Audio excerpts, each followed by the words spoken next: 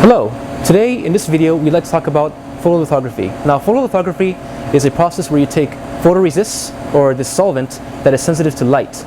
Now this light spectrum is usually in the UV, so whenever you do photolithography you're going to be working in these yellow rooms. As you can see, the room around me is yellow and the hood is a little bit orange, but they both serve the same function, and that is to filter out UV light. So photoresist comes in two general categories. We have positive photoresist and negative photoresist. Positive photoresist works by being exposed to UV light and becoming weaker, so you can use a mask to reveal areas you want to get rid of. While negative photoresist is the opposite. Whenever it gets exposed to UV light, it gets stronger. So areas that are exposed are kept, and the areas that are not exposed are removed. Now in our facility we have two separate rooms for each kind of photoresist. In this room, the hot embossing room, we only do negative photoresist. We have another room down the hall that is dedicated to positive photoresist. Now, the same tool is used in each case. We have a Laurel Spinner right here. Now the Laurel Spinner is designed to take your photoresist, put it on a substrate, and evenly distribute it so you have a nice uniform layer.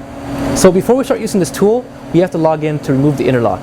Without the interlock removed, the tool will not light up on the screen and it will not let you use it. So to log into the tool, our laptop is over here. And this location has two tools, so you make sure you're logging into Laurel 3 Spinner. As you can see, I'm already logged in. However, if you come here and you see something like this, now right now it's set up for the AMV-UV, which is another tool that we use in photolithography. If you see the screen, you can simply switch to Laurel 3 by clicking this side here. The drop-down menu comes out and just click Laurel 3. And it'll switch over. See how I'm back to the Laurel 3? And then you can log in as normal. So once you've logged in, we are now ready to approach the tool. When you first approach the tool, there's a certain condition the tool should be in before you start using it. First, you want to make sure these two valves right here are perpendicular to the line. That means they're closed. You see how it's perpendicular? To open them, you turn them so they're both parallel. You should hear a small hiss coming from the back. That means they're open and it's good. So the reason why we have to keep both these lines open when we use the tool is because it provides functionality to our spinner. This line here is a nitrogen line. It provides nitrogen gas to the chamber of the spinner.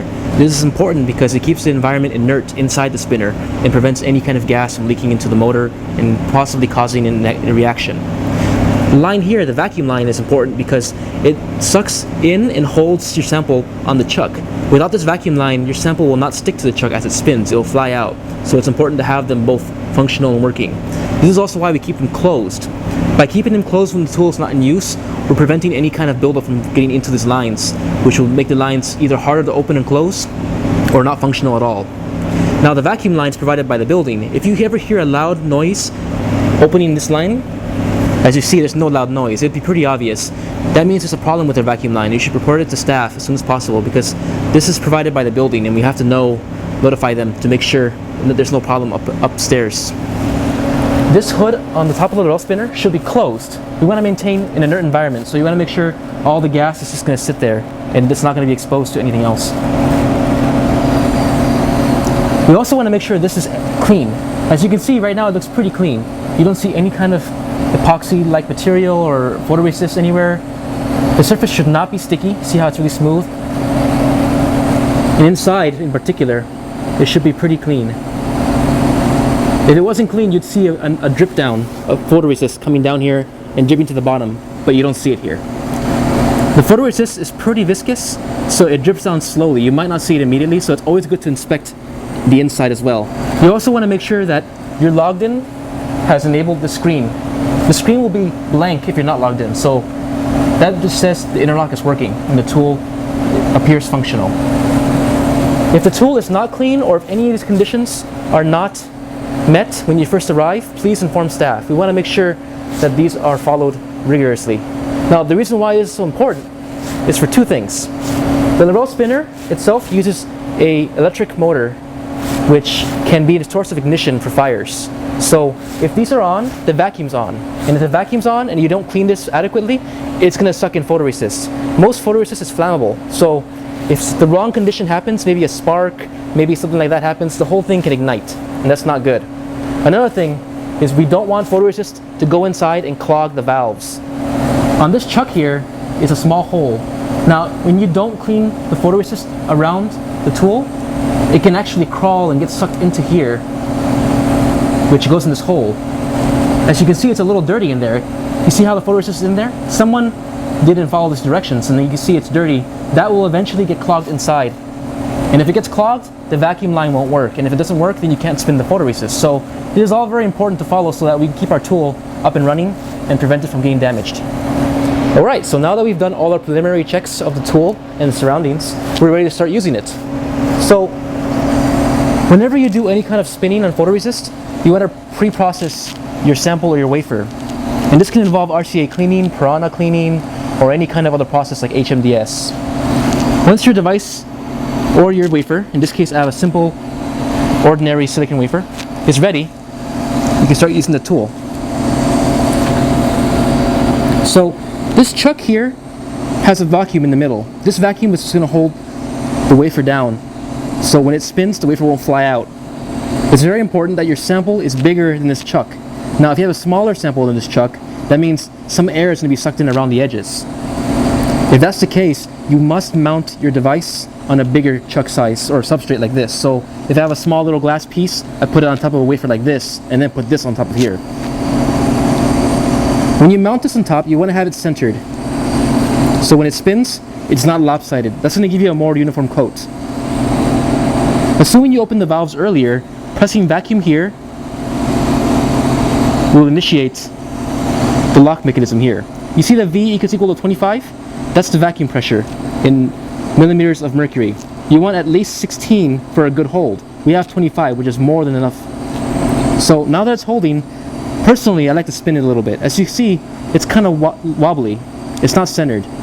So I like to make adjustments. It's better now. It's never going to be perfect, but you don't want to have it obviously lopsided. So once you've done that, your sample is ready. You want to blow with this nitrogen gun to get rid of any loose particles that may have landed while doing this loading process. Typically we store our photoresist in flammable cabinets because photoresist, as you know, is flammable. So for SU8, we keep it underneath here in the SU8 resist storage. Inside, you'll find a couple of secondary containers. Please store your photoresist in these containers. These are important because if the bottle ever leaks or breaks, it's not going to drip all over the floor. It's going to stay isolated in here. Now, bottles should be clearly labeled. We have to know what it is. In this case, SU8. We need a PI. It should not be expired either. This has not expired, so this is good. Usually we throw away unlabeled or outdated bottles, so make sure you're on top of that.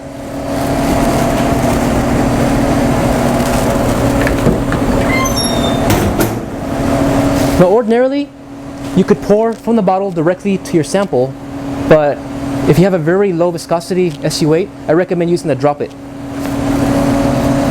So with that out of the way, let's talk about how we're going to dispense it. So I'm not going to do it in the video, but if you have a viscous solution, you could just pour it in carefully and do it slowly. If you have a dropper, you just drop it in. You want to apply it in the middle, and you only need a little bit. You don't need to use it much. I'm not going to say how much you need because that really depends on your photoresist. There's always a manufacturer recommendation, and I would recommend using that volume. It tells you per square centimeter how much volume you need. So once you have that settled, you can close it. Here is where you program it. So as you can see, there's a couple of buttons here. If you hit F1, you'll see PGM on top. That means it's in programming mode. Then you can use the cursor to adjust RPM. Right now it is 500 RPM and the acceleration is 224 RPM per second. Now this varies according to your process, so I'm not going to say what's right or wrong. You have to check your process and see what your steps are required to be programmed. So if you need multiple steps, you can always add or delete steps. So right now we have 2 steps available here. Most SU8 requires 2 steps, but if you want to do a more complicated routine, you can definitely add more steps. To program the other steps, you hit the step button. Under here you'll see 2 out of 2. Earlier it was 1 out of 1. I'll press it again so you can see it. Now it's 1 out of 2. So this is the step you're programming. The second step, as you can see, is 3,250 RPM. The acceleration is a little higher and the time is different. The time was over here. Right now this is 35 seconds. Over here it's minutes. Always double check what you're going to spin. You want to make sure you hit step and read everything so it's the right formula. Now, the reason why we use these formulas is because higher RPMs give you thinner layers of SU8 when you spin it. And it also depends on viscosity. So this is a very important step in your fabrication. When you're done here, you can hit F1 again and the program will go away and it'll say off.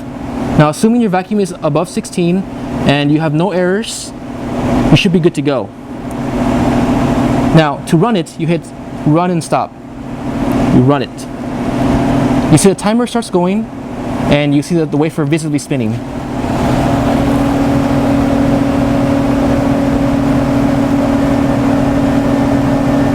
It's going to spin for the exact recipe you put it for.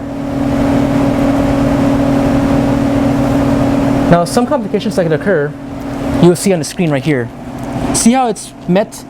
The top is what it wants to spin, and the bottom is what it's spinning now. If there's a problem with the rotor, you will see that it's not going to spin the right speed. It might be lower, it might be above. So always keep note of what's happening here. Also, if you see a CDA error, that means the nitrogen feed is not working. It could be because you didn't open it. It could be because something's wrong with the line. So just keep awareness on this little screen. It'll give you errors if there are any. Now, assuming there's no errors, you get this nice little end and nothing will pop up and your sample will be ready. What you want to do is open this and take your sample out. There's a lot of ways of doing this. Personally, I like to grab it underneath because you have photoresist all over the top at this point. Right now there's none. Then you can pull it out and carefully move it to an oven.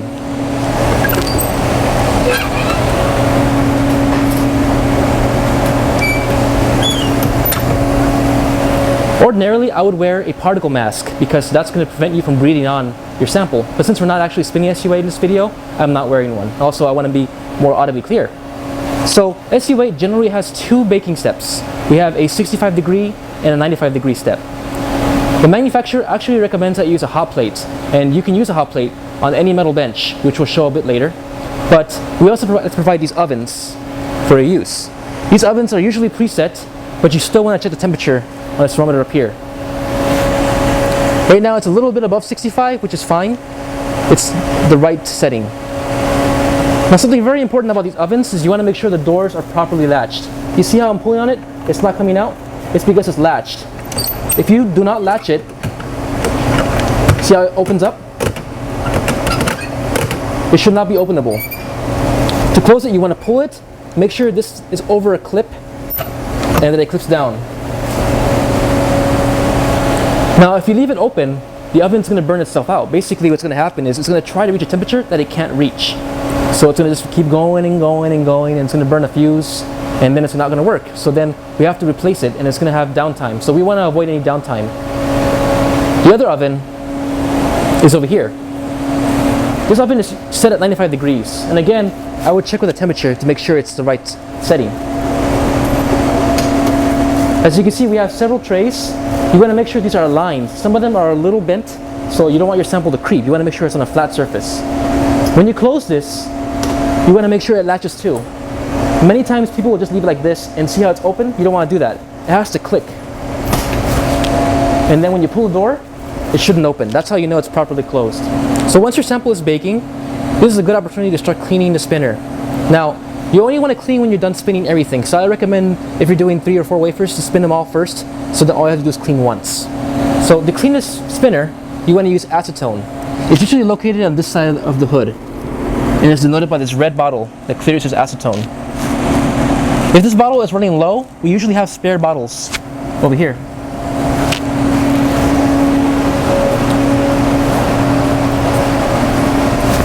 So this yellow cabinet is meant to store flammable chemicals. Acetone is flammable, so we want to make sure we always store it in here. Inside you'll see a nice inventory. We have acetone right here. We usually have isopropanol, which is isopropyl alcohol, and methanol. We want to make sure this is properly closed. So see how I kind of just pushed it, but it's not really closed. You see it's still open. We're going to open the latch, push it, and close the latch. You want to make sure to do all the pouring in the hood. I didn't bring one because we have plenty of acetone here, but if you were empty, for instance, you would bring the bottle over here, pour it while in here, and make sure you don't breathe any of the fumes, and also put it back in storage. I know some users like to do this, and I want to address this. Some people like to put a chuck like this on it, turn on the vacuum, and spin it while spraying in this little hole. Now that's not good for two reasons. First, you're getting acetone everywhere, and some of the pieces, like the motor I mentioned earlier, might get sucked into that area with the electric motor, and it might be a source of ignition, so that's dangerous. Second, you're splattering SU8 and acetone kind of everywhere. It will leak out here and out here, and you're just going to make the whole area dirtier. The better way to do it is not to use this chuck, but instead to wet a clean wipe like this, give it a nice amount, and scrub it out. So you want to reach in and just wipe the walls. It's clean now, but when you wipe it, you see a lot of gunk building up. So try to get as much as you can, and when you think you have enough, you can dispose of it over here. This yellow can is meant for SU8 and solvent waste, which includes acetone, methanol, and isopropanol. You put it right in, and keep going. It takes me a few wipes. You can't do it in one, unless it's a very small mess. Now, when it's very smooth to the touch and not sticky, that's when you know you're done. That's when you know it's clean. Everything should be smooth. Here, here, here, and inside. Now, another area you should clean is underneath this piece. So how do you remove this piece? Well, if you see underneath here, this little thing right here, you want to grab onto it and spin the top. It will unscrew itself, and this comes out. Then you can get this out here, and you can spray with acetone and wipe it here safely, because here it won't get sucked into the motor and it won't get sucked into the tubing. You don't want to spray it directly on here because it'll get sucked in. So here it's safe. You just drench it, you clean it, you take off the chuck, clean in there too, and then when it's clean and smooth, you can also clean the walls here that are hard to reach and underneath. So you would just get a wipe and wipe it. When it's done, you put it on the same way. You hold this little stick here, and you see the screw, you just screw it back in.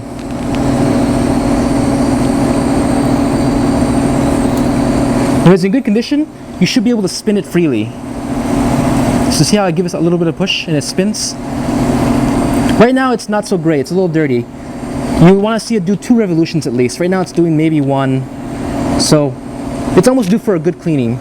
But if we all take these steps to clean the inside and clean the surroundings, we can prevent this from happening and keep the tool up longer.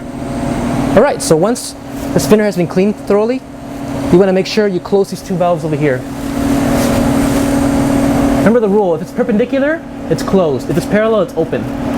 Think of it like a flow, and see how they're kind of crossing the flow? It helps you remember. You also want to close this and put this back on the right side. You want to make sure these cabinets are closed if you took out photoresist, and then lastly you want to log out. Now the next step that we usually have in SU8 processing is the exposure. For most situations, a single mask is enough, and for that we use the AMB-UV, which is right here. The login is right next to the Laurel Spinner, and as I said earlier, you can use the drop-down menu to switch to this tool. This tool is covered more in depth in another video. If you have more than one layer and you need alignment, we have another tool called the MA56. It's in another room, in the lithography room, and that's also covered in another video. So, assuming you've done all of the processing, including the baking and the UV exposure, and you're ready to develop, then we come over here. This is our development bench. The lights are right here.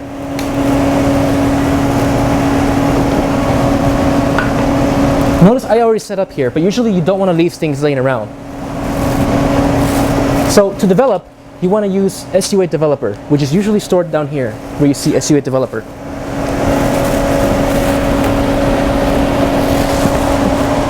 SU8 Developer is pretty universal, so this will develop almost every SU8 that I can think of in this facility. But I would check just to be sure. You want to put it in here, and you want to open it carefully.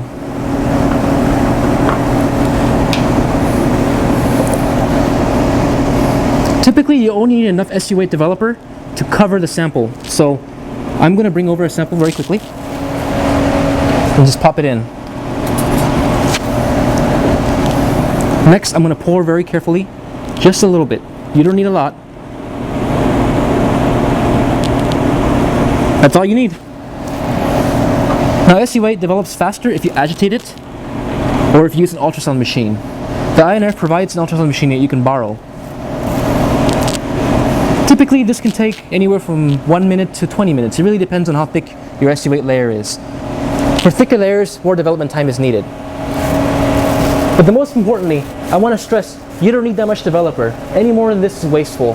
As you can see, it just only covers. The last step in SU8 development is to check whether or not it's actually developed. So when you think the time has gone by, you can take out your sample with your tongs, make sure it doesn't drip out, and use isopropanol, which is the yellow one here, labeled isopropanol, and you spray your wafer. You do it very slowly and gently. You don't have to splatter it. Just kind of take your time, just slowly. Get both sides. Just make sure it's thorough and just take your time. Notice I'm using a separate container to catch this. You don't want to mix the developer, and I'll explain why in a second. So then you can dry it off here. I like to use a clean wipe and just let you string in here. Just blow it slowly.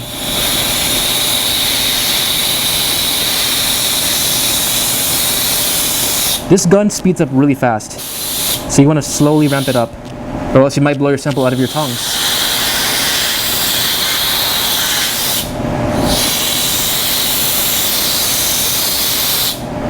So if this had SU8 on it, you might see some white streaks. That means it's not done yet. And if it wasn't done, what you would do is just stick it back into the developer and give it more time. Now once you're done, I'm going to show you where to dispose of everything. First of all, you got to make sure this bottle is closed and put back where you found it, which is down here in the SU8 developer. Next, we have to do two different kind of wastes. We have SU8 developer and we have isopropanol. Now isopropanol, methanol, acetone are all considered mild solvents, and we have a different waste container for that. Ordinarily, we can just take it out. Here's our solvent waste, which refers to mild solvents. You can open this. We have a couple of funnels we can just use and pour it in.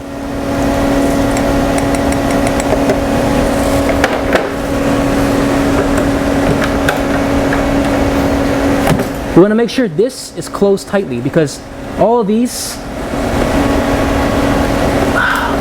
will evaporate out and fill the room with solvents, and that's not good for your health. So you want to make sure it's contained in that container. Next, we usually rinse these. So what you can do is put this in the sink and run some DI water in it. You see it's a little soapy. That's normal. You keep rinsing it until the soapiness kind of goes away. I'm going to speed it up a little.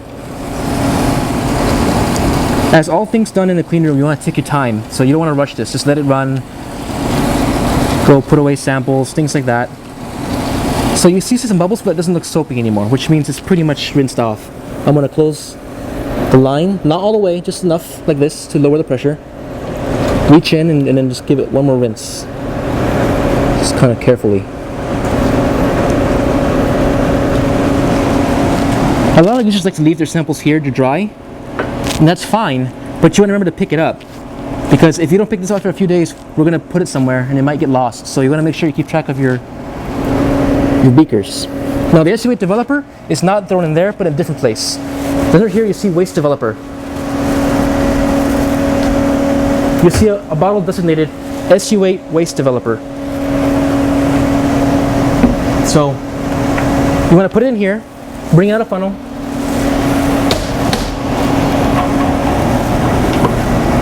and carefully pour this in there.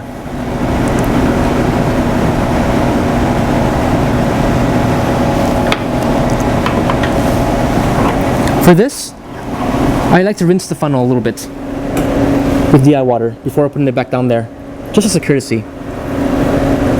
Just some low pressure water is enough.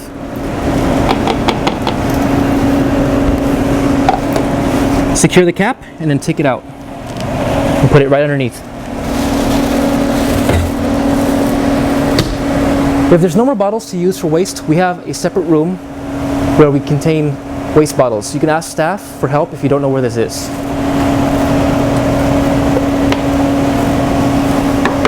So right now I'm just going to rinse this last container, but that pretty much concludes photolithography for our facility, and thank you for watching.